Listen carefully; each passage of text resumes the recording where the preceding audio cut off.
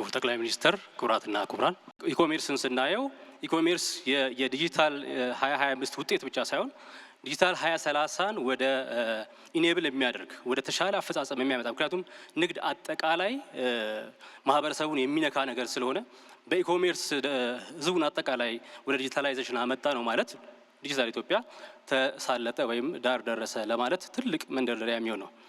በአጠቃላይ እንግዲህ ከዚህ በፊት ከምናየው መልኩ የሚቀጥሉት ዓመታት ንግድ አሁን እንደምናየው የጅምላ ነጋዴ ባለሀብቶች በጅምላ እያመጡ እዚህ የሚሸጥበት ደግሞ ወደ ውጭም ደግሞ በጅምላ ወስደው የሚሸጡበት ሳይሆን መልኩ ቶታሊ የሚቀየር በጥቃቅን ደረጃ ጥቃቅንና አነስተኛ ገበያዎች ወይም ባለሀብቶች የሚሳተፉበት በስፋት በሀገር ውስጥ ብቻ ሳይሆን ሳይገደቡ አጠቃላይ ማርኬቱን ግሎባሊ አክሰስ ማድረግ የሚችሉበት ሁኔታ የሚፈጠር ነው።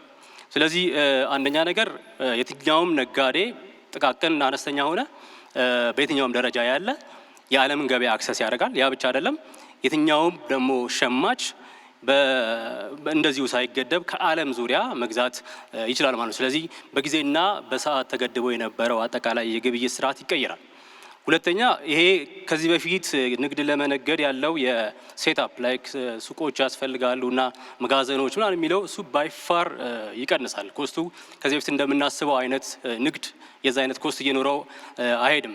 በዚህ ፕሮሰሱ ደግሞ ሰፋፊ የስራ እድሎች በተለይ ከዴሊቨሪ ጋር ከፓኬጂንግ ጋር ከኳሊቲ አሹራንስ ጋር የተለያዩ የስራ እድሎችን የሚፈጥር በአጠቃላይ ደግሞ የዲጂታል ኢኮኖሚም በተለየ መልኩ በውስጥ የሚያደርገው ይሆናል። በሀገራችን ስናይ እንግዲህ እንደምታውቁት በጣም ኤርሊ ስቴጅ ላይ ነው ያለው። የራሱ የሆነ አሰራርና ስርዓትም በዚህ ደረጃ አለው የምንለው አይደለም። እንግዲህ አሁን ባለው አሰራርና ስርዓት ፊት ለማድረግ እየተንደረደረ ያለ ወይም የሞከረ ያለ ሴክተር ነው።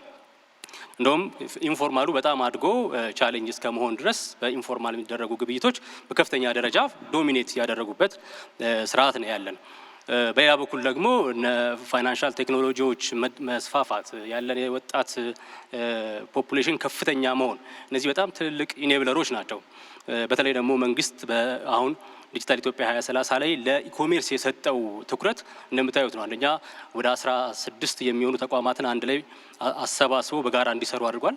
ሁለተኛ ደግሞ ራሱን ችሎ በሴክተር ደረጃ ብዙ ሀገራት ላይ የተለመደ አይደለም፣ በሴክተር ደረጃ ግን ራሱን ችሎ እንዲዋቀር አድርጎታል። ቅድም ያልናቸውም አጠቃላይ ሲወሩ የነበሩት ኢንፍራስትራክቸሮች መንደርደሪያዎቻችን ኦፖርቹኒቲ ሆነው ለኢኮሜርስ መሳለጥ የሚያገለግሉን ይሆናል።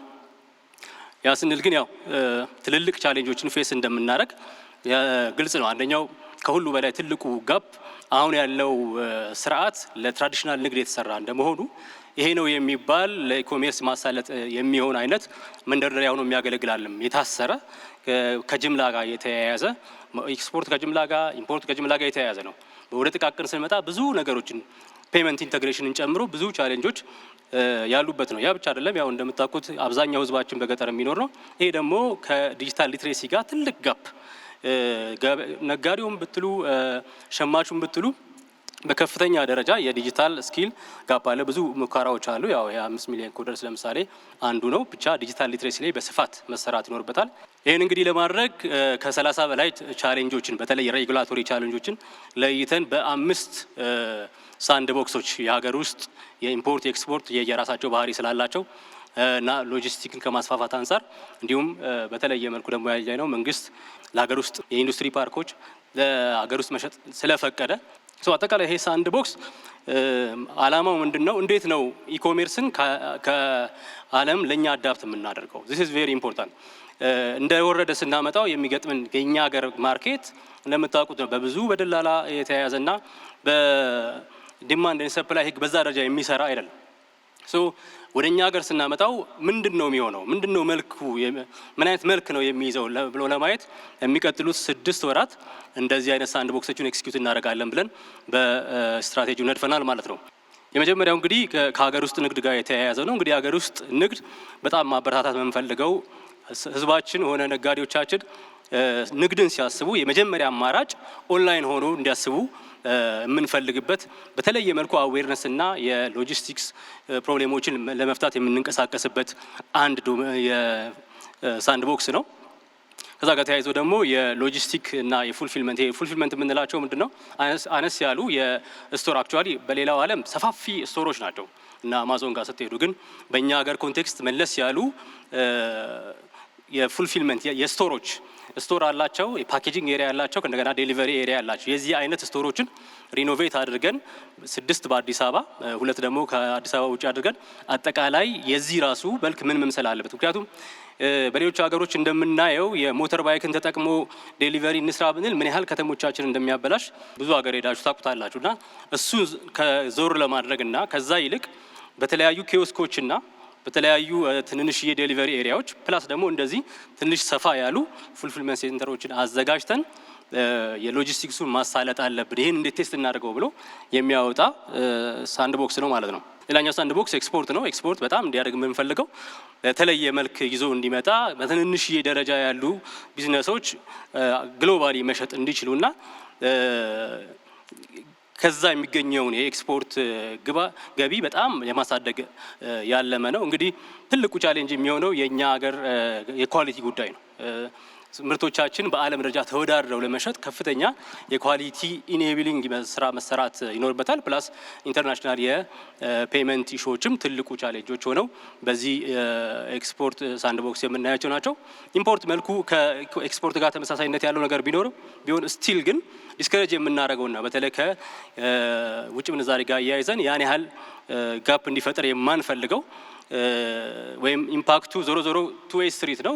መከልከል ኢምፖርትን መከልከል አንችልም፣ ግን በምን አይነት አጥር ውስጥ ኢምፖርትን እናሳልጥና ምን አይነት መልክ ይዞ